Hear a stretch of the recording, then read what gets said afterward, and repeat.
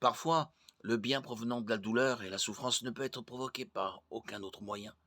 La Bible nous dit que les épreuves et les difficultés produisent des chrétiens plus forts et meilleurs, et que nous devrions les considérer comme un sujet de joie complète. Jacques 1:2. Lorsque nous les rencontrons, Dieu les réalise pour notre bien afin de nous raffiner comme de l'or dans le feu de l'affliction. L'apôtre Paul considérait sa propre souffrance, telles que les coups, la lapidation, les naufrages, la faim, la soif, le froid, les emprisonnements, comme un moyen de s'assurer d'être toujours conscient de sa propre faiblesse, de se souvenir sans cesse que le pouvoir à l'œuvre vient de Dieu, pas de lui-même, et de ne jamais se tromper en s'appuyant sur son propre pouvoir. 2 Corinthiens 1, 8, 10. 2 Corinthiens 4, 7, 12.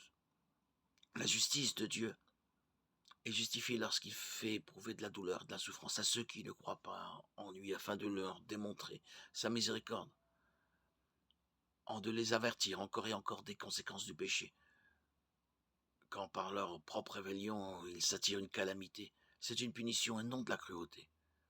Le fait qu'il laisse autant les rebelles continuer à le défier est plutôt une preuve de sa miséricorde et de sa patience que de sa cruauté.